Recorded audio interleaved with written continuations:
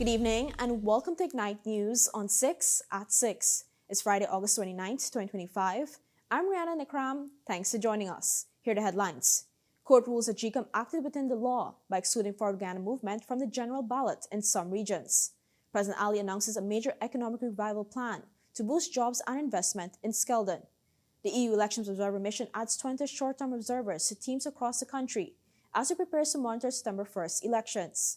And McWilfred warns that splitting votes could leave PPC with a minority government, creating instability.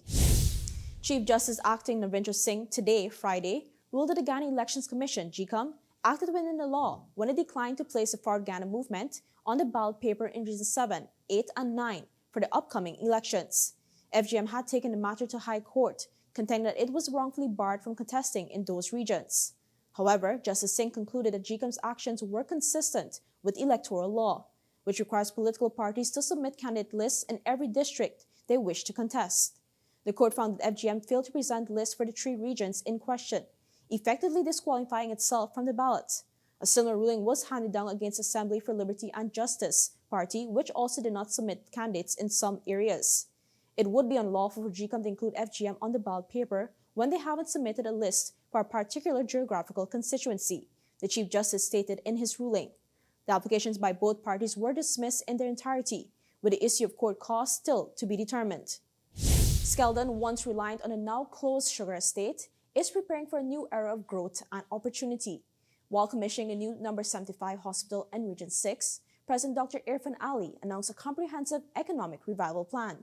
In Skeldon, you've completed a comprehensive economic revival plan that will invest with the farmers, the business owners, and families in quarantine, especially in Skeldon. The government will co-invest with you in expanding the economy, diversifying the economy, creating jobs and business opportunities for you.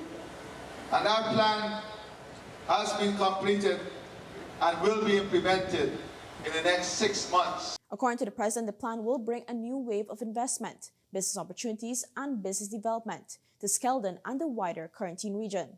So you will have a new wave of investment, business opportunity, and business development here in the quarantine.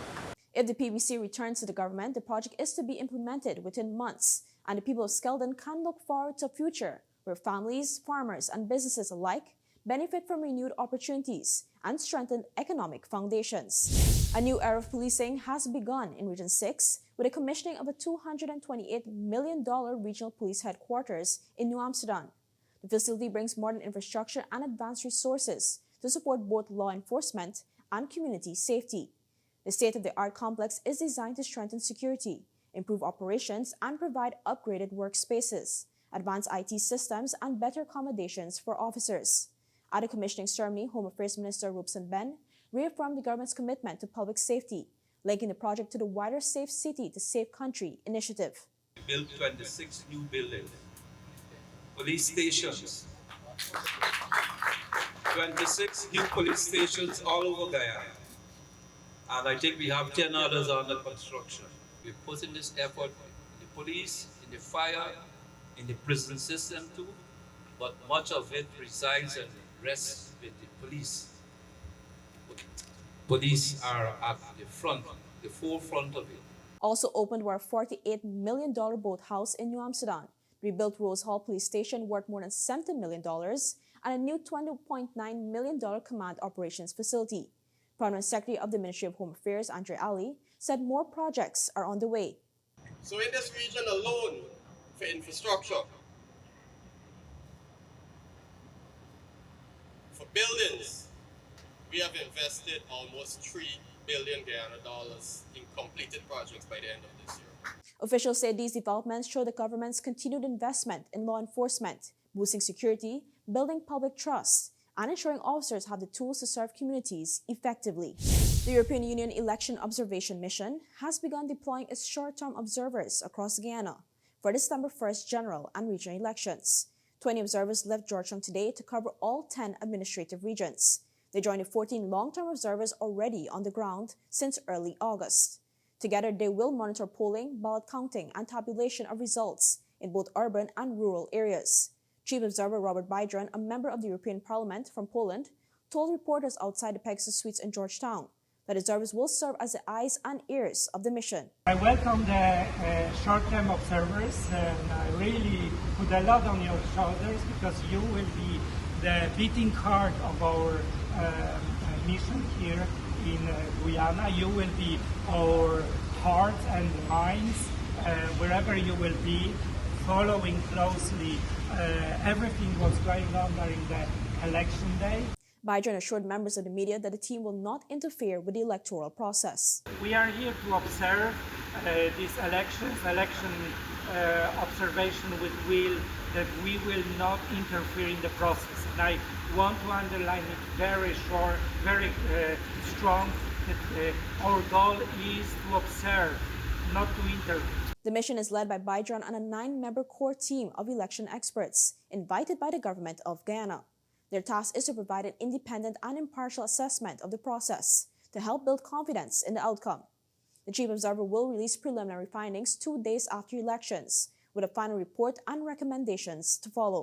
With just 4 days to elections, the People's Progressive Party Civic says it is satisfied the Ghana Elections Commission GECOM is ready.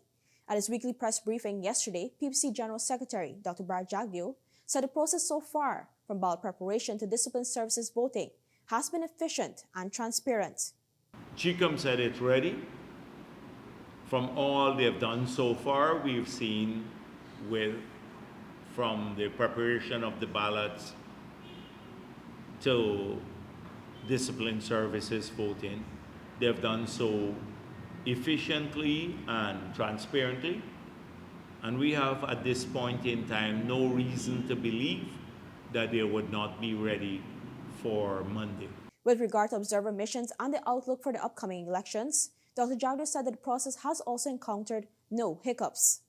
I met with the Commonwealth group, and that meeting went also very good. I think the observers are ready to observe the elections. They're in good spirit from all that I've had. They had personal interaction, and from the reports I've seen, there have not been any major issue that they have discovered that could affect the outcome of the elections.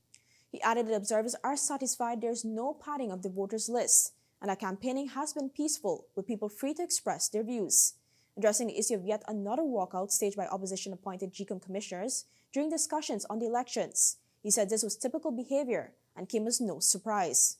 When we return, warnings about the risk of a split vote. The president tells Region 6 about medical delivery drones, and APNU makes big promises in Region 8. Fuel it up and drive, super 95 to the fuel it up and drive, super 95 to the protect your fuel system, boy.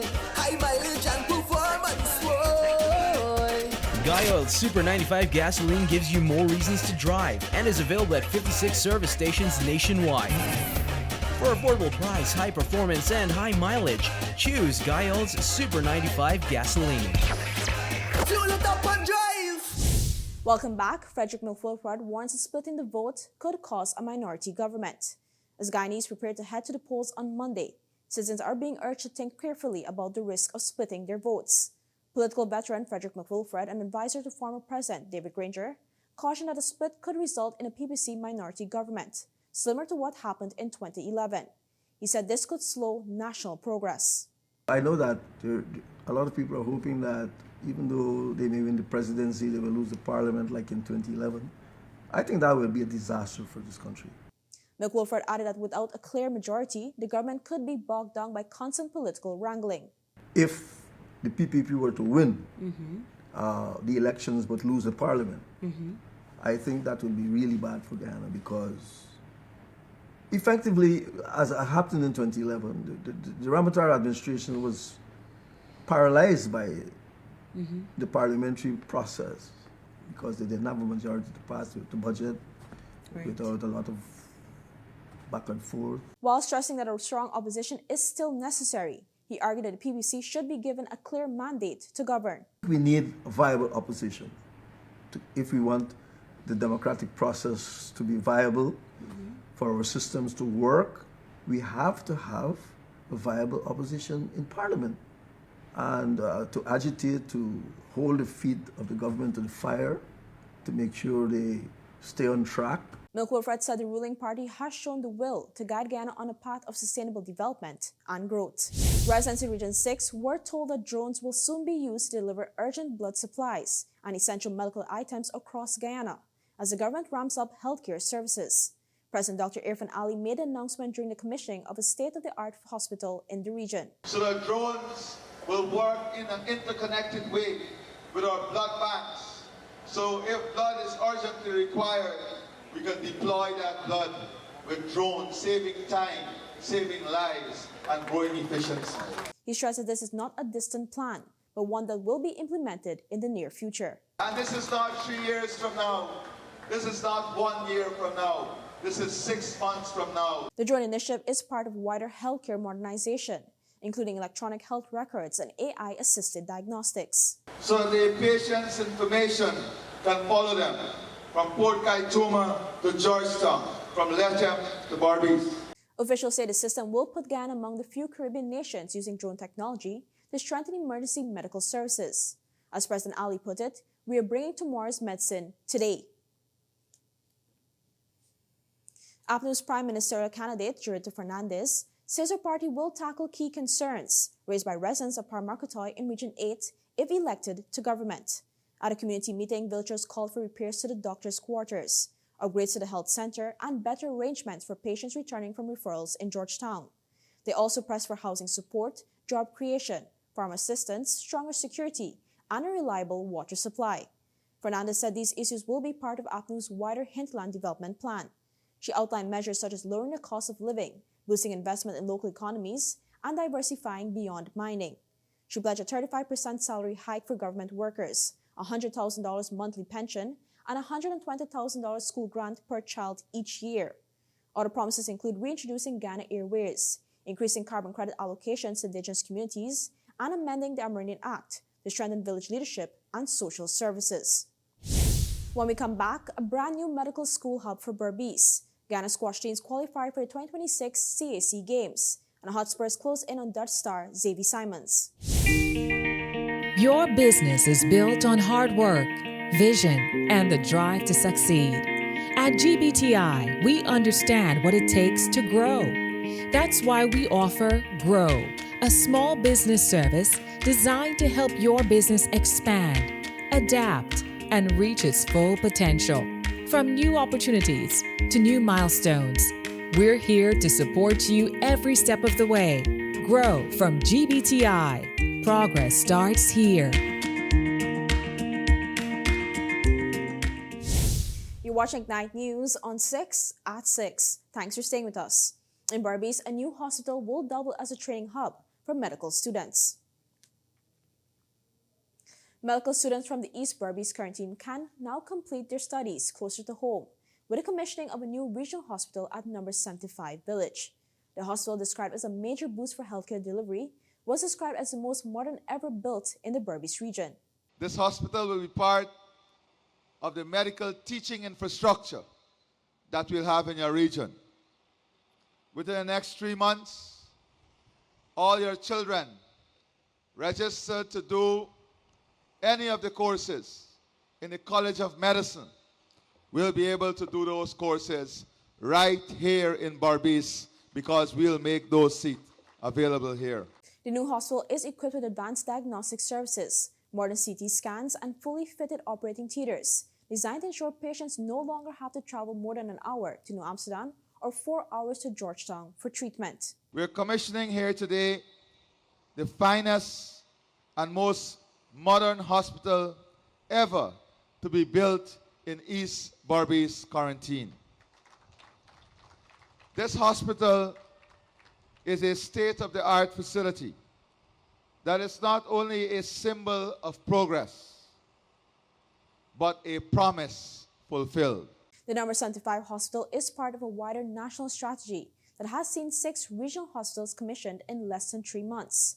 Residents and regional leaders welcomed the hospital, calling it long overdue and a game changer for Berbice. The president informed the gathering that the country's healthcare map is being redrawn, and Barbados is at the forefront of that transformation. In sports, Ghana's senior men's and women's squash teams have qualified for the 2026 Central American and Caribbean Games. The teams earned their place after a strong showing at the Pan American Squash Championships in Brazil. Although Guyana finished 9th overall, their top 5 ranking within the CAC region secured automatic qualification. The games will be held in Santo Domingo in July 2026, where Ghana will compete alongside regional qualifiers Colombia, Mexico, Guatemala, and Barbados. The Ghana Squash Association hailed the achievement as proof of the players' hard work and talent after battling high-quality opponents across the tournament.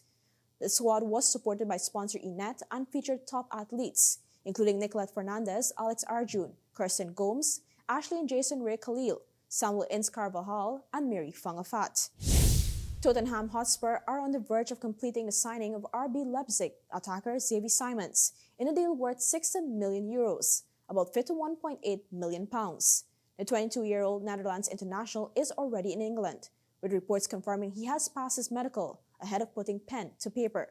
Spurs and Leipzig have agreed a package in principle, with the final details expected within the next 24 hours. Manager Thomas Frank stopped short of confirming the move, but hinted at progress, saying he hoped fans would get good news very soon. Chelsea had also shown interest in Simons earlier this summer, but shifted focus to a £40 million move for Manchester United Alejandro Garnacho. Simons, regarded as one of Europe's brightest young attacking talents, looks set to join João Palhinha and Mohamed Kudus in Spurs' big summer rebuild. Still ahead, Venezuela protests U.S. naval buildup. Chiquita announces plans to reopen in Panama, and the UK bars Israel from its defense sphere.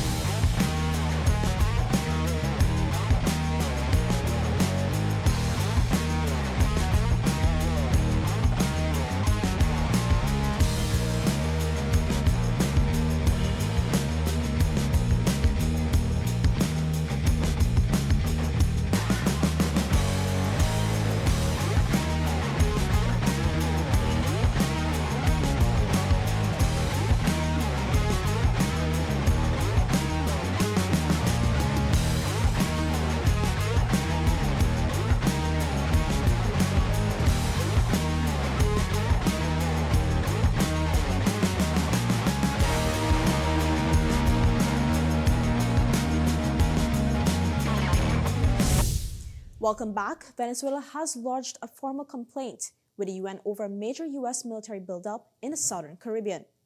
Caracas says Washington is breaching the UN Charter and accused the Trump administration of mounting a propaganda drive to justify possible military action. The escalation follows the deployment of 7 U.S. warships and a nuclear-powered submarine, including the USS San Antonio, USS Iwo Jima, and USS Fort Lauderdale. Together, they carry about 4,500 personnel, among them 2,200 Marines.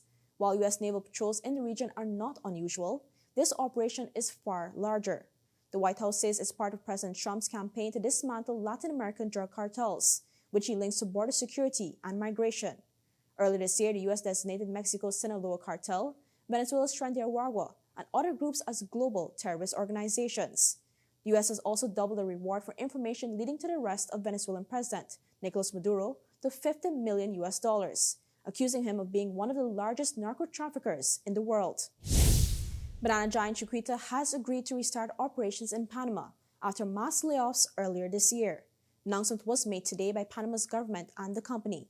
Chiquita plans to invest $30 million to relaunch production in the western province of Bocas del Toro, with operations expected to resume by February 2026.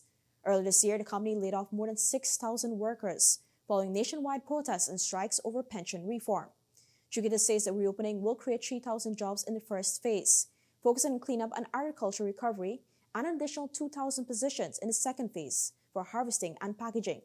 Panama's President Jose Raul Molino met with the company in Brasilia to finalize the plans, describing the move as a major step in restoring employment and stabilizing the region's banana industry. Finally, this evening, Britain has barred Israeli government officials from its largest defense trade show over the ongoing escalation of the war in Gaza. Prime Minister Keir Starmer's government had warned in July that it would recognize a Palestinian state unless Israel eased the humanitarian crisis and met other conditions.